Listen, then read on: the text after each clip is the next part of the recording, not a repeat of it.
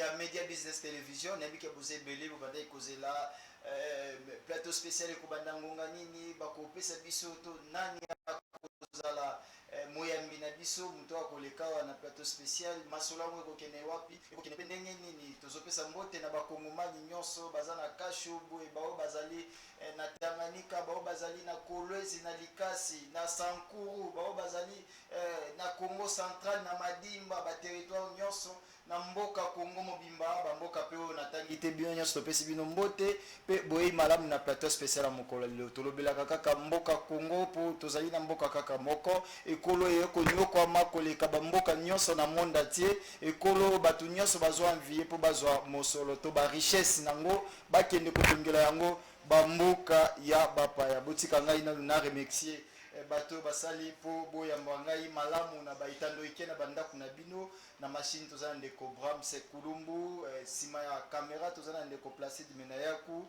na ndeko Meshak Mukendi allais-je dire sous la coordination de Patrick Sahel bandeko balandi tobeta kaka masolo ya Congo nani azali invité na biso ya mokolo lelo asali moi mikolo pe azoleka na plateau spécialité mais azali habitué à plateau spécial comme on a ndeko Merlin vous mbote pe boyi malamu na émission na biso ya mokolo lelo mbote ndeko Joël Otudema mbote na équipe mobimba ya libota ya Media Business Television mbote na bakongo mani nyonso mbote na président Jean-Marc Akabund parce que likambo ya koyiba likambo ya ba fuite de capitaux aujourd'hui ils allaient vérité na PC sous raison alors ba likambo ya ba élection triquée où l'union sacrée va se tailler la part des lions tout moni yango donc Jean-Marc Akabund n'a plus ni rien à prouver na kati ya action politique naïe mais il y a pas ces qui bakanga moto basambisa moto abi ko sala ba action mususu c'était pas le kami libéré c'est de manière du côté judiciaire hein, parce que babiga na monoko ba pesi 7 ans mon candidat auto arrêt jugement pour condamner Jean-Marc Akabund zakati donc mon candidat auto arrêt moto nyonso ba condamné doit être signifié. Parce qu'il peut ne pas avoir le pouvoir, l'opportunité de saisir des instances supérieures à partir de Kinshasa. C'était un parlementaire arrêté, jugé avec ses immunités parlementaires pendant qu'il n'y avait ni flagrance ni rien. Il a été emprisonné pendant qu'il devait être assigné dans la pratique. Il y a bénéfice, il y a double degré à juridiction. La loi, le code de procédure devant la Cour de cassation, un député national en fonction, ceux qui vont se poursuivre, na résidence surveillée. Au moment où il y a Timba, le membre mort chérubin, au moment où l'honorable Christian Mwando a dit à l'Assemblée nationale, non, il ne peut pas être à la présence de Makala. C'est une violation. Donc Kaboun pouvait utiliser ses jugements contre nature dans l'instance supérieure internationale. C'est son droit. Ça viole la charte africaine des droits de l'homme. Ça viole tous les principes. Il y a droit de l'homme. Maintenant, il ne peut pas le faire parce qu'il va condamner, mais il va jugement à bombi. Grave. Mais au tal de sous une de le 21 mai a totalisé une année na prison Makala sans jugement. Très bien, tu as décortiqué tout au long de l'émission d'Albiso, on a fait ça qui est au Kakambote. Fidèle téléspectateur, tu as sur la masolo ya Mboka Congo, masolo ya Ngo Ezanini, tu as masolo ya élection ya ville à Kinshasa depuis assemblée provinciale ya ville à Kinshasa APK na Mokuse. Pe gouvernorat ya ville ya Kinshasa otobengi hôtel de ville tokobeta masolo na yango tobeta pe masolo ya sortie ya gouvernement parce que tozomona ba tractation ils a partout premier ministre azo consulter premier ministre bon tozoyeba te penza nini ezolika po ngunga pe zo mwa mingi depuis mama Judith Tuluka azwaki ebonga na ye mais le kosama pe azo continuer ko assumer ba affaire courante ndenge bautaki koloba donc tozana des premiers ministres pour remise et reposition sikoyo nanu esalemi te et puis détournement masolo ezo kobeta mamingi ba détournement ya nini nani ya détourner nini ndeko merlevo vous yango nde masolo tokobeta ba kongomani bamoni totalisi bango kitalatala ya masolo tokobeta tolobela nanu élection ya ville ya Kinshasa d'abord gouvernorat mapono mezo ke ndenge nini batractation affaire 207 ya ba député provinciaux ici li o babandaki kobula basisi kobula ba récupérer mosolo pour basala vote na ya liboso na robanda na bureau parce que avant ba gouverner ba l'élection il faut bureau définitif ezala pas toquer dans assemblée provinciale. Il y a un monsieur qui a fait ses preuves Jésus Noël Cheke ou domaine. Il a démontré qu'est-ce qu'il est capable de faire. L'organisation est Royamba Pape. Il a démontré pendant la francophonie dans l'organisation. Je ne parle pas parce que lui n'a pas touché l'argent. Isidore Kwanja. Lui, il a vendu son expertise. Il a un programme, un plan pour la vie de Kinshasa. Mais il part déposer sa candidature comme président du bureau assemblée. Le groupe là refuse. Baboy candidature, il y a Jésus Noël comme président et assemblée. La compétence. La compétence. Sur quelle loi? Sur quelle... Attends. On lui dit la compétence. Lui qui a prouvé de preuves, Babel n'a compétence. Mais ceux qui n'ont rien foutu, même pas une boutique ni les gablots,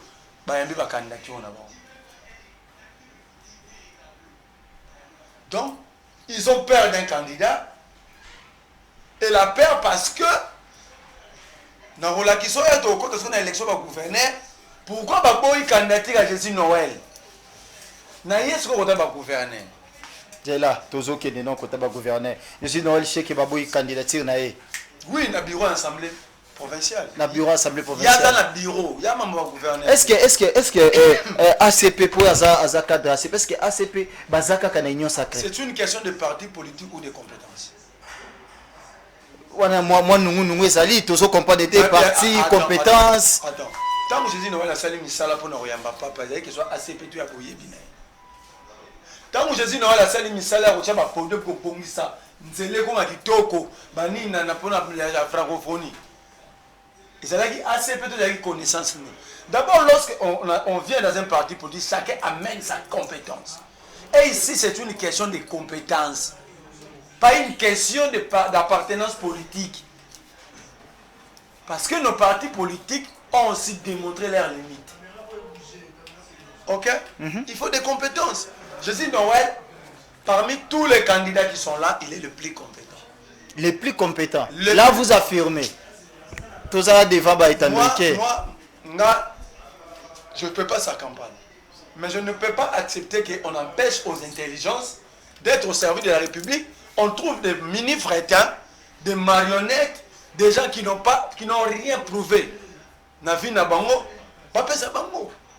de Kinshasa a plusieurs défis à relever. On a un défi ici, la ville n'est plus sur le plan, ne vit plus sur le plan urbanistique. Son bout la à 20 mm à Toroukou,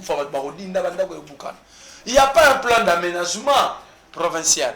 Il faut un bon bureau dans l'Assemblée provinciale qui va bien conduire le travail parlementaire à pouvoir permettre un bon contrôle parlementaire pour que l'exécutif sauve la ville. Est-ce que Jésus Noël Chek a sali la négociation politique qui m'a la mouté peut-être? Mais c'est ça aussi les défauts. Donc les gens sont là pour des communes politiques. Même dans les critériums n'est plus la compétence. Parce que si nous sommes dans un pays, dans une société où les compétences sont valorisées, dans cette assemblée-là, personne ne peut occuper le bureau que Jésus Noël.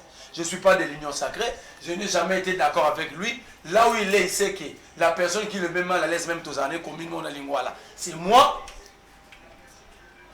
Mais dans la telle configuration et assemblée, je trouve qu'au moins l'expérimenter, c'est lui. Bureau et postulé dans l'Assemblée provinciale à Kinshasa, en qualité de qui? Voilà ma gouverneur. Voilà ma gouverneur. Bon, maman, je ne sais pas. Maman, tu as les mêmes amis pour naï. Oui, voilà maman. Mais simplement, je voulais dire que mémé, pour moi, mémé qui elle a aucun rôle à jouer dans cette affaire. telle qu'elle est là, c'est une référence pour nous. À se sacrifier, qu'on se sacrifier, mais il y a se sacrifier. C'est son mari qui s'était sacrifié. Mais néanmoins, elle a supporté ma caprice et un sacrifice. C'est-à-dire c'est une femme à respecter. Mais malheureusement, j'ai comme l'impression, les toxiques politiques, image à maman, qui laisse maman tranquille, on va démontrer biso de quoi ils sont capables. Tu as déjà vu un homme intègre, un homme sérieux. Je prends dans le gouvernement Sanka. Est-ce que tu peux vraiment voir Jean-Lucien Boussa aller visiter Maman Marthe? Jean-Lucien Boussa, non, qui veut visiter Maman Marthe. Et puis pourquoi il ne va pas le faire? Pourquoi? Parce que la République n'a pas besoin de sa visite, mais la République a besoin de son intelligence. Dans des sociétés normaux, ce sont des personnes comme ça qu'on appelle le repère, le référence. Parce que je ne peux pas comprendre. Tu es intellectuel, tu es ministre.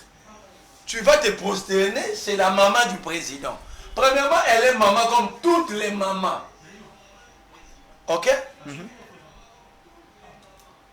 Deuxièmement, qu'est-ce qu'elle va faire si toi tu échoues ici? Ou si toi tu fais bien ton travail, tant que ministre? Qu'est-ce que la maman va faire? Moi, je vais plutôt, je n'ai pas de conseil à prodiguer dans l'âge à ma maman, mais je sais que aya marachou batouanate. Bazar au salir, imaginez, bazouya ko yiba awa, bagé woyamba. Est-ce que ils ont pas cette impression? On est bazo yiba bagé norti kapa maman. Oh, c'est faux, maman ko kota bilo wanate. Alors maman doit sauver son image. Abo, ya soki ba sengye visite al babna na woyamba bino te. Mubali na ngabunda ki pona changement, boyo la sa changement na kuna. Toya na ville à Kinshasa, nani akoki ko succéder ndeko Jansenyi Ngobila parce que nous avons la carte qui gagne Daniel Bumba et Edi Yeli. Daniel Bumba et Edi Yeli sont qui ont les qui ça quoi boche VIH na ville à Kinshasa. Et puis VIH. C'est-à-dire sida. C'est-à-dire ceux qui candidatent dans les qui au Benga on verse Daniel Bumba sera demi gouverneur, ça dit vous déplacer toutes les boîtes de nuit dans tel. C'est ça la vie de Daniel Bumba. Bandia non Marambolobi. Ce qui Daniel Bumba bimi gouverneur, ça dit vous déplacez toutes les boîtes de nuit de Kinshasa à l'hôtel de ville. C'est ce qu'il a, c'est ce qu'il a toujours fait. Beaucoup de n'abénigement, beaucoup de ah nous avons une attaque personnelle, il y a la personne à Daniel Bumba. Ça veut dire la compétence seule ne suffit pas pour diriger un peuple, mais l'intégrité aussi, la probité morale aussi, les comportements. Quand tu veux accéder dans le poste de responsabilité, ce poste doit t'appeler à un comportement. Yo mon attaque que Daniel Bumba a kenda réunion à 30 minutes, malala 45 minutes. Réunion à 30 minutes. Alali moulaï ko le réunion. Wana ba biloko réseaux sociaux, ba photo bozo tambusa na réseaux sociaux. Image salié moka lomba ke zo fina téléphone. On somme doit fina téléphone faut mon a demi sapi ou ba pouce. Zo ça mouvement ya sali. Donc, Allah moulaï ko le réunion sans charge. Si on a charge à Kinshasa, beaucoup de personnes que le gouverneur a soumis matin à bureau. Mais son colistier dit il maîtrise que 6 choses en français. Bonjour, bonsoir, je suis sorti, je suis rentré, bon sommeil, bon appétit. Wana babiloko edi la français ou ayebi ya moi. Oh, le vice-gouverneur est en charge de l'administration. Maintenant, nous avons maîtrisé la biloko aussi en français. Et ça leadership a dit il les autres d'abila na kimutema mabebo biloko bongo. Parce que lorsqu'on parle de la commune de Ngiringir, on voit la personne de Edi. Donc quand on vole en complicité avec les dirigeants, c'est ça le leadership pour l'équipe. C'est comme ça la ville est en train de disparaître. Edi, je vais te rencontrer. Anecdote, non. L'Assemblée provinciale et législative en 2019 à Zongi. Le secrétaire provincial, c'est-à-dire, il vient dans le fond de la législative, le même jour, il y a un bureau d'âge pour que nous ayons travaux, élaboration règlement intérieur, on a un bureau définitif. Le secrétaire provincial parle en français. Il dit, au nom de tous les administratifs provincial, Jean, nous félicitons les heureux élus, mais particulièrement nous félicitons les 3 députés qui ont réussi à se faire réélire pendant que Edi Yeli était élu. Il n'était pas réélu. Le secrétaire poursuit. Alors, sous les applaudissements de l'assistance, nous demandons aux 3 réélus de se mettre debout. Edi Yeli doit télénia. Non, ça me promet ça. Tout témoin a bagodé pour y baoser. Tous les députés barifé badi ba 3 réélus dans bando le bela. Malungeni Jeff, Moko sona morobo. Mais il y a télénia. Yo qui ne m'embalme en français.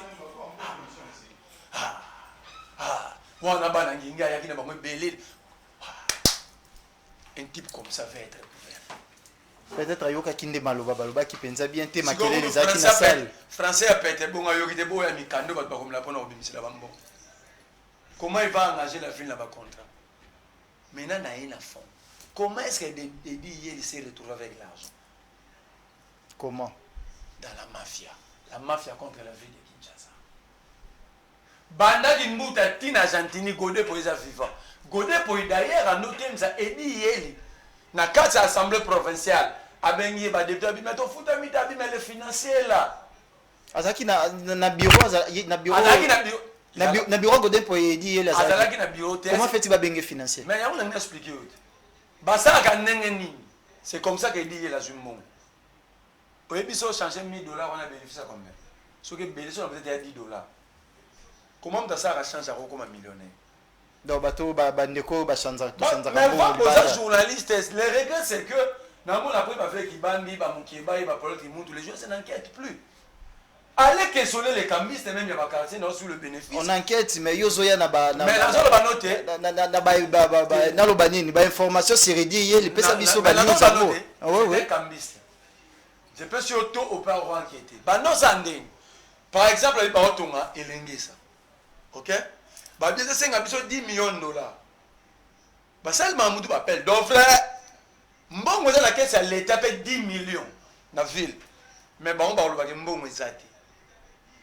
Encore bien exécutif provincial.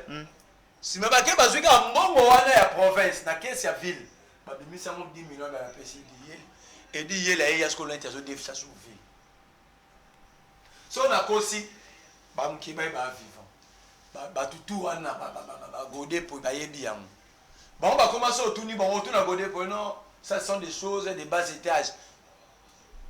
Alors on a besoin de réponse more rationnelle t. Vous comprenez? Si on a défi bon belé, faut on ça na tomoro ya mukie. Parce que on défi 10 millions. Bah ça 5 millions, c'est trop. Mais dire soit ça les comprendre ba gouverneur soit 10 millions, donc ville faut foutre 20 millions. Si on va foutre 20 millions, il y a sur le rôle à 3, pas un bon honnête. Il y a sur le rôle à 3 millions, Batoana va gagner Kaboula, à rôle dans 2 millions, Batoana va gagner Kaboula 8 millions. 10 millions de villes, les Aka, Ivan Dika, on est 10 millions de villes, qui n'a compte va exécuter nous ça là. Ça va ok. Même pour payer les députés provinciaux, moi qui vous parle, na kenda 2 fois que je monument ya Mike Mukiba honorable na bureau Edi Yeli na Forestcom na bureau d'échange na e.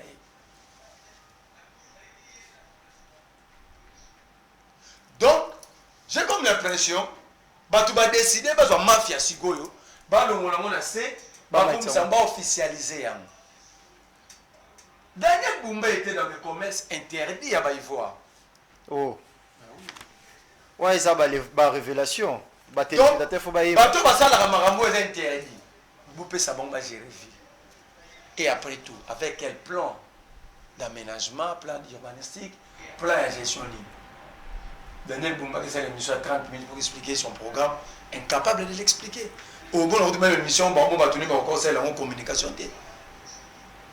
Parce qu'il a foutu la merde, il a fait passer les temps bateau pour rien. Si il y a problème au Balkabouya, Bakangamiga qui dit Yeli, na Daniel Bumba va faire le des années. Et si ça donc, ça la mukanda mo dit Yeli anango. Bazolo ba déjà que ville ça nyongo dit Yeli à 4 millions de dollars. Oh, tikaboy, mutu non a possible, non kutu toke mapononi ya moté. O lo ba ke basali déjà mukanda moko. Mona ya mna bilelo. Hein? 4 morceaux. Bois médiate. Bobo on a base na bino. Tout ça des anté débat au ça mon avis la Kinshasa sur Daniel Bumba ne dit il va sur place. Donc on lobby qui est basé na Mukanda moko boye il y a 4 millions. 4 millions parce que le bagay dit yeli a défi sa ville la Kinshasa. Donc ça fait 10 ans dit yeli ba bimi wana. Première chose à faire ba bimi sin mo mona so ba fouti et bateau bazo ko appuyer bango zo mona na mingi. Ba tête wana likolo. Ba okabula mo wana. Ba Augustin Kabuya nde ba appuyer bango. Ba okabula mo wana ba. Entre-temps, ndeko merle vous babilo monsieur ya koloba soki prévisa te yango ebemelaka mo ba makambo après bémission na lobi na yote pour lobi mokande zali olobi ke mokande zali nga ba ko kamama mukeba ya ndo ba mafila ba dos ba lo fingi fou elle godé pour ba soigner na Gentini awa makambo ebimi tous nous avons compris que le monsieur n'était pas fou à soki to yoga die kalambele filo to dindati. C'est ça l'erreur des Congolais. On vous dit déjà, nous sommes en train d'alerter. Et c'est Yom Talibozoté. Ils peuvent me faire arrêter. Mais ils ne vont jamais arriver à être capables d'organiser la vérité. C'est ça ma force. Ce que j'ai dit, je demande à tous les journalistes, est-ce que il y a 28 millions de dollars dans Sophie Bank? Il y a vu la Kinshasa. Nani azanyunga nani? Sophie Bank nazanyunga vile Kinshasa. Oui, ben c'est quoi? Mon idée Gentini a bien inauguré ça. Gentini s'est décidé avant de monter des villes, on a cani bactères aux autour les nous passer à mon chouchou. Avant de monter des villes, il veut à tout prix inaugurer le marché. Et à 28 millions à marier quand même à son momo la ville. 28 millions de où tu vois? Les ambons mon Gentini a signé ça. Sophie Bank comme gage parce que toi la taxe moi des taxes sur la consommation. Taxe aux années sur le meli moulani moko ya bien l'état à 500 francs. OK.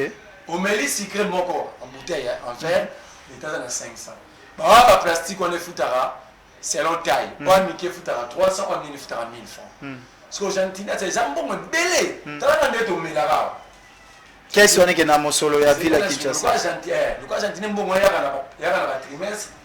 Comme ça na souci marché central va notonga a ke abrader ba biloko ya abrader te. A PC charge wana na Sophie Bank. À la dernière Sophie Bank c'est tout ce qui est normal de la gestion. A ibité. Sophie Bank soit venu si bon on a du coup on exécute le marché, les travaux. J'entends ma société à Brasicole, ils ont foutu la taxe.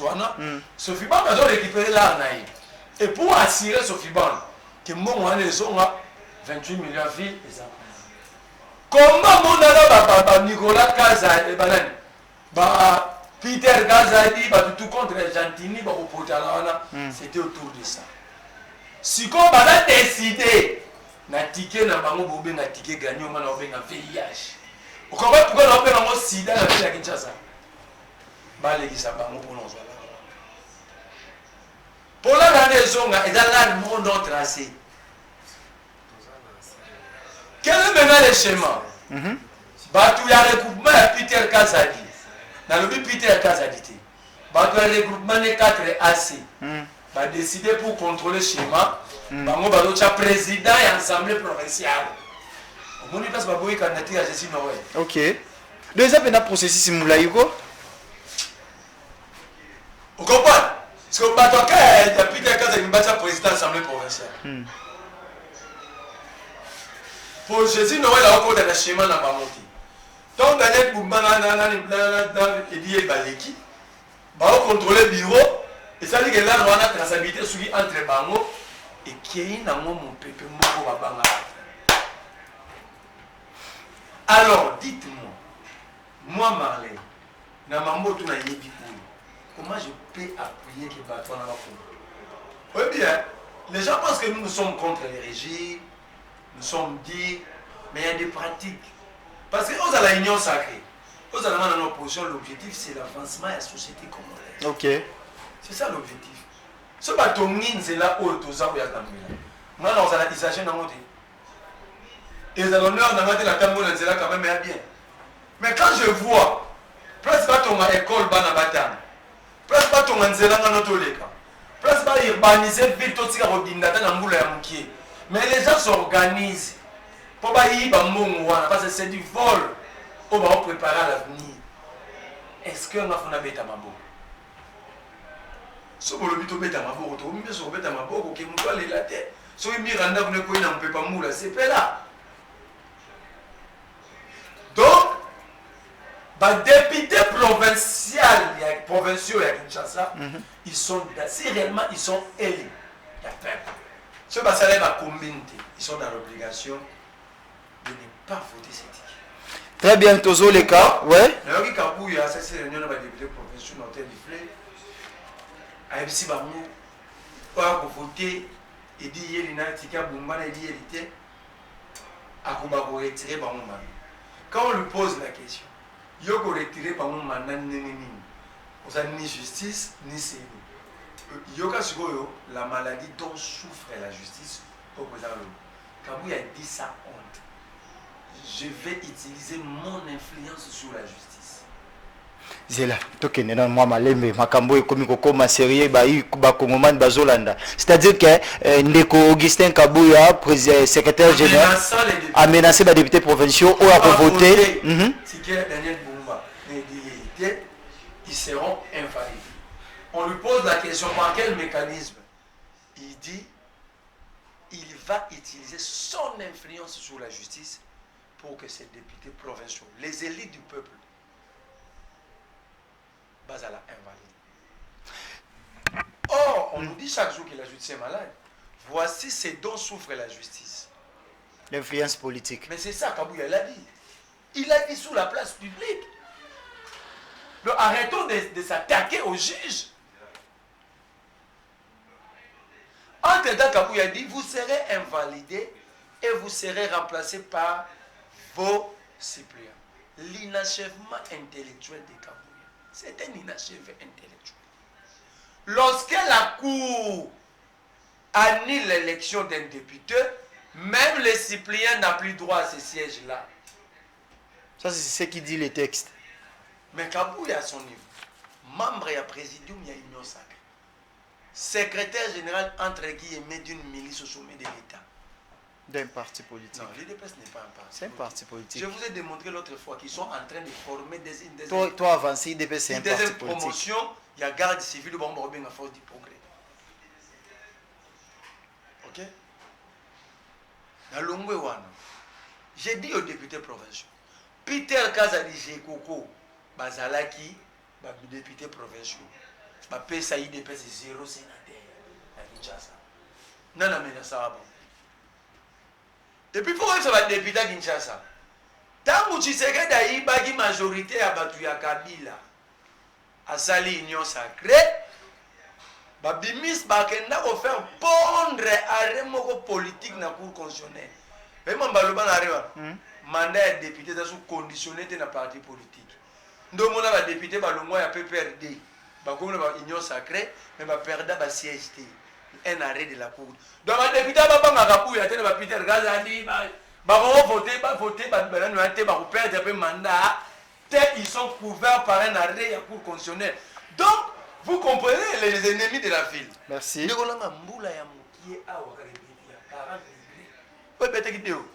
Hollanda qui mettait le SAT, 40 degrés. Mais regarde la qualité des dégâts. On a besoin de gens capables de nous amener quand même un nouveau plan urbanistique, un nouveau plan d'aménagement provincial, parce que la ville ici est déjà foutue. Il faut construire une nouvelle ville. Mais les gens vont raisonner à monter. Voici un candidat sérieux. Deo Kassongo. On va remarquer, quand Deo Kassongo, moi je sais, moi je suis politique. Je sais ce livre. Quand Deo Kassongo était invalidé par la CENI, sa candidature validée, ses agitations à Kabouya, tout est agité. Quand Deo Kassongo est réintégré par la cour d'appel, candidature na ezongi. Mais avant de l'invalidation, il n'y avait pas de réunion avec les députés provinciaux, il n'y avait rien. Très bien. Or, Tozo évolué. Les locaux sont un plan d'aménagement provincial. Moi, c'est que j'ai aimé. Babiaza candidat ya ba étranger, ya ba indien, ya ba indo pakistanais, yene mutu azana copie na ba chinois et autres. Et puis, c'est que signifie candidat de l'étranger. Il y a une différence entre candidat étranger et candidat des étrangers. Un candidat de l'étranger, c'est un candidat qui a un grand carnet d'adresses.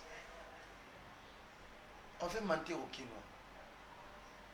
Un candidat, si Deoka Songo est candidat de l'étranger, alors je demande aux députés provinciaux de les voter. Savez-vous pourquoi? Pourquoi? Parce qu'il a un grand carnet d'adresses. Donc il ne va pas tâtonner. Il sait déjà où toucher pour faire tel travail. La soit avec candidat étranger, c'est-à-dire un étranger, il vient postuler. Très bien. C'est ça l'avantage de la langue molière. Très bien. Tout ce que vu la Kinshasa, tout bétanon masolo ya République Mobimba pour tous c'est la ngopé depuis nomination ya Mama Judith Soumino Tuluka. Tous c'est la sortie au gouvernement, mais tout le monde va consultation banda qui dit sous Mama Judith ça a outa yuko yamba récemment ancien premier ministre Jean-Michel Samalukonde na équipe naie basolo la équipe pour bazo préparer toujours à sortir au gouvernement. Tous c'est là toujours. Ce qui est vrai, si la maman recommence à consulter, ça veut dire qu'Abouya n'a pas bien fait son travail. Parce que Kabouya, après avoir été nommé informateur, le président l'avait transformé en formateur. Donc maman a dit motir mobimbe et Vandi va nommer ordonnance et l'anzimba la au gouvernement. C'est-à-dire qu'Abouya n'a pas réussi à faire son travail et recommencer. Ce que j'ai aimé dans la rencontre, le premier ministre sortant, dans la première ministre entrant, quand le premier ministre sortant dit il faut nommer les gens par compétence, les gens quand même qui ont de la matière. Ça fait la matière, c'est une question scientifique. Moi, s'il faut coter le membre du gouvernement actuel, s'il faut Batouba Zonga, excusez-moi, tout n'est pas noir, je vais pointer à Jean-Lucien Boussa. Vous savez, l'intelligence est conditionnée par les résultats. On te donne quelque chose qui est dans le néant. Si tu lui donnes vie, ça veut dire que tu es compétent. Comment est-ce qu'il a géré son ministère? Gérer un ministère, ce n'est pas seulement mobiliser les recettes, mais c'est donner d'abord vie à ce ministère.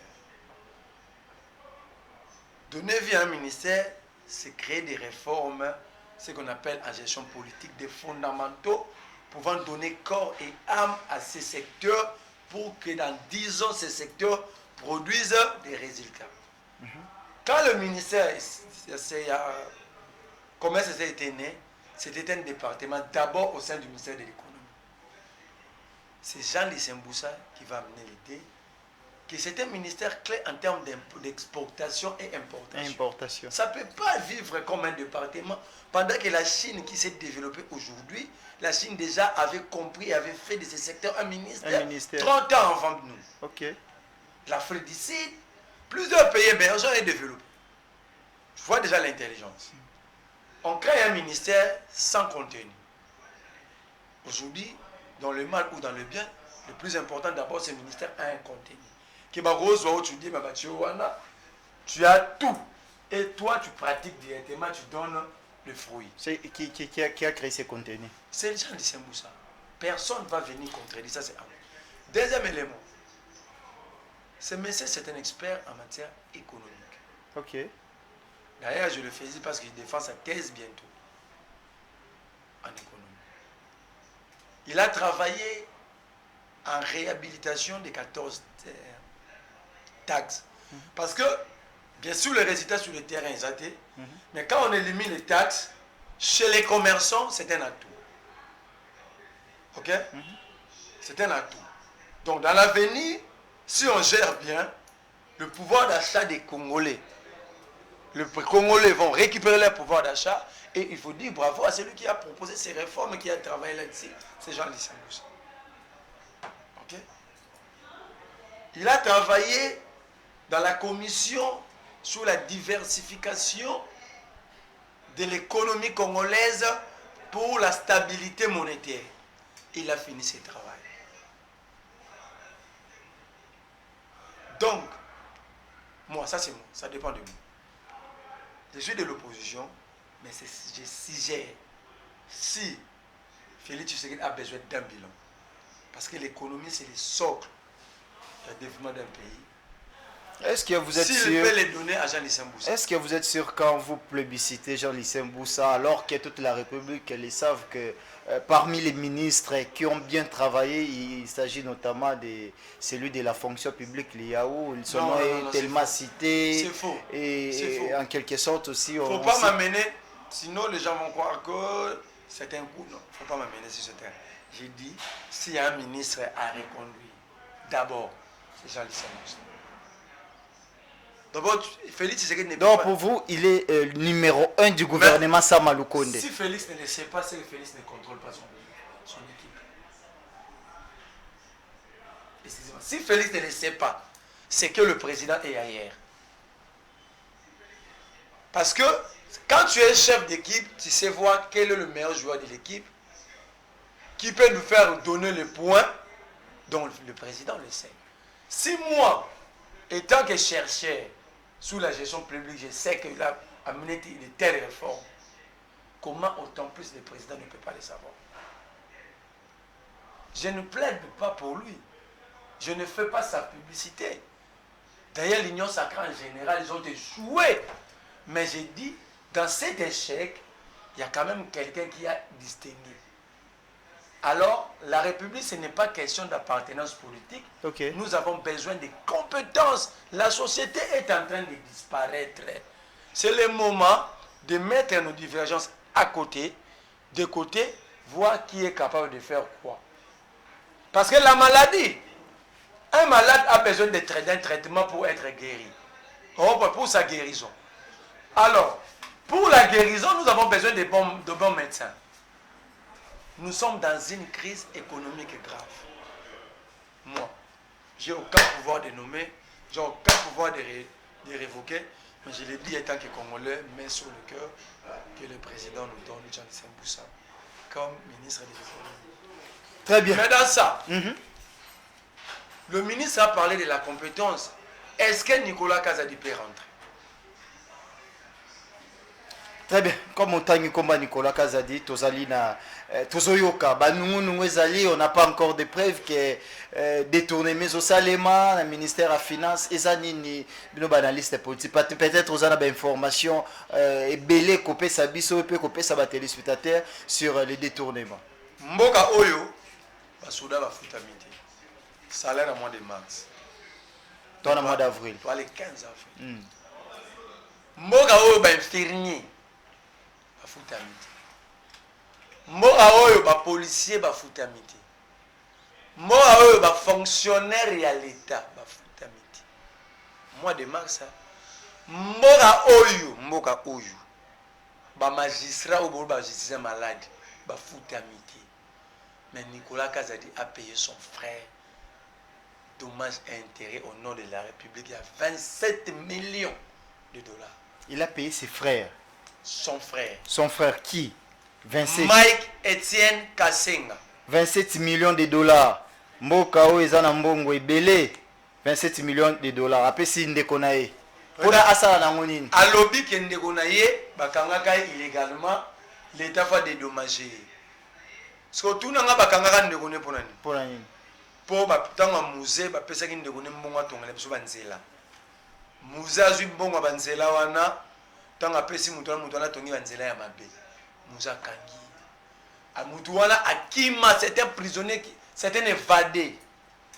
Comment on a nani? Mike Etienne Kasenga. Sikoyo comme l'État congolais fait devoir mutu mbongo. C'est un repris de justice. Ndeko Nicolas Kazadi ndefa futa mbongo wana. Sikoyo pendant 18 ans ya Kabila mutu wana yati. Pendant FCC cash mutu wana yati. Il a fallu son frère de sang au bande balien makila Nicolas Kazadi ayawana pour que mutu wana zongo. Pour pas foutre mutu dommage l'État dédommager mutu faut qu'il y ait un procès dans l'État. Na tout Nicolas Kazadi question. Procès on est dans tribunal nini. Quel est le jugement condamnant l'État et pour demander à l'État de dédommager. Jugement ni ne condamné l'État na procès contre Mike Kasenga et bah si l'État a condamné l'État na dommage et intérêt pour que Nicolas Kazadi a foutu 27 millions de dollars. Beaucoup na ba millions. Ce qui procès alaki ba avocat ba représentant la République. Ba avocat la République comme on a bango banani. Nicolas Kazadi doit nous dire. Donc ce qui n'a pas oyo. Ce qui Nicolas Kazadi ministre, c'est que l'ennemi de la République s'appelle Félix Antoine Tshisekedi Tshilombo. Kombo ozala Nicolas Kazadi. Na lobi boy, ce qui a zongi ministre. Même Bachega ministre pas tel la Kader. Toi qui est la bis ministre en charge de surveillance de bis, c'est que Tshisekedi est en Bogoté. C'est quoi ceux qui balande le dossier Ndeko Mike Kasenga za na raison pour dans 27 millions de dollars. Bah foutier 27 millions. Procès à la maille. Parce que pour l'état de dommages, pour qu'il y ait un procès dans l'état de jugement, procès à la tribunal digne. Qui était le magistrat en charge du dossier? C'était dans quel parquet, dans quel tribunal? Les avocats de la République, ils ont dit banani. Parce que il faut l'état foutre en honoraire. Bah avocat wana. On a tout mis ma question. C'est Nicolas Kazadi et ça n'a pas quitté il y a Pascal Moukonkole. Procureur à cour d'appel à Gombe. Et ça n'a qu'un tribunal, il y a grande instance, il y a tripé à Gombe. Et ben avocat il y a depuis comme un jugement. Parce qu'il faut un jugement. De combien vous et monsieur Sil? Tu es avocat, tu as beau être. Mais vous avez non. Mais vous avez vous avez 5 minutes. Nicolas Kazadi Asuki wana Nicolas. Ouais. Na kanisi ko so maramu mususu. Ba trouver bena Mike Kasenga nde Jackie Chan. Toké rapidement. Ba kanisi ba mona Mike Kasenga wana nde Jackie Chan acteur ba marati. Ba yeko sangana Vital Kamerhe. Vital wa yo kakati. Vital na Mike Kasenga ba ninga ya kala. Tuna ba bandiki muninga ka. 27 millions affaires wana Vital Kamerhe. 27 millions mususu. Wana mususu mas affaire mususu. Ya ba forage.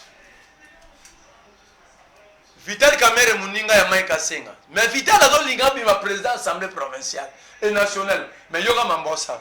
Quand Vital Kamerhe a directeur à cabinet du président de la République, il va aller prendre Yena Mike Kasenga. Ba tracteur bangaba tongela bukanga lonzo de. Ba zui yango ba kosesa ya Mike Kasenga. Ba tracteur ezala wapi? Na Mongata. Ekina na ferme mo na Mongata. Et puis mon colo ferme. Nani? Madame Amida Chatir Kamerhe. Mokoyo. Tracteur, il y a l'État. Il y a l'État. Na Bukanga Lonzo de. Et comment faire Mamida Kamerhe avant de se jouer à quel Zela. Kamerhe à quel Zela, toujours qu'il est malembe, toujours qu'il est malembe. Donc yo y a libis information que Bukanga Lonzo de. Ba tracteur ezali na ferme ya mama Amida na Mongata oza ba preuve mais yo je me sais quitter kuna kende ka quoi faire mes appels na site touristique au mona yango mais c'est là que le procureur nous a menacé le procureur est dans une morgue ou quoi basuki wana te bazui to cité dans cité bazui ka Mike baby Kamerhe basala bakuwa société ya Mike Kasenga Steven eza na avenue Modeza. Vous avez Willeri, vous avez commune à Kinshasa. Vous avez des conteneurs rebelles. Les conteneurs dans la société. Tant que Kamerhe a directeur à cabinet, ceux qui ont des conteneurs, on est quitté dans le bureau, on est quitté dans la matière de particulier. Kamerhe a retiré une étiquette du président de la République, laissé passer, maison civile. Ndeko Merle yo soka ba information wa. Siko ya suka bakeko sangana. Nicolas Kazadi, Jackie Chan. Jackie Chan de Dan. Mike Kasenga ya bangate na Vital Kamerhe bakeko bakisa François Rubota. O président lobby faut tonga ba forage na ba coin reculé sika ba régie des zones na comité. Tout na forage mo combien? Combien? 397 780 748 $. Mais ça un projet il y a 145 territoires tout projet ni. Projet créé. Sikoyo un projet bandi babiote ba discuter ba prix forage commis $297 000 297 748 $. Vous comprenez? Toi, on a 10 forages. obi forage moko batonga ngwa kotanda kwa papa kizenga na duma na lupango ya président ya cour constitutionnelle forage musu batonga sikoyo tango ebimi toshite ozokata makambo malo toshite émission sili déjà monsieur Silia napesi Mike Kasenga Mbote Jackie Chan napesi Vital Kamerhe Chic Norris Mbote napesi Nicolas Kazadi Arnold Schwarzenegger Mbote. Téléspectateurs, boteni biso rigueur te to yamba epa beta masolango bien TV Zangonga. Merci beaucoup no ya nolana on invitation à biso mon collègue. Merci. Très bien. Vous allez toujours brancher dans quelques minutes. Toujours continuer toujours dans le plateau spécial. Fidèles téléspectateurs, restez vraiment branchés. Média Business Télévision.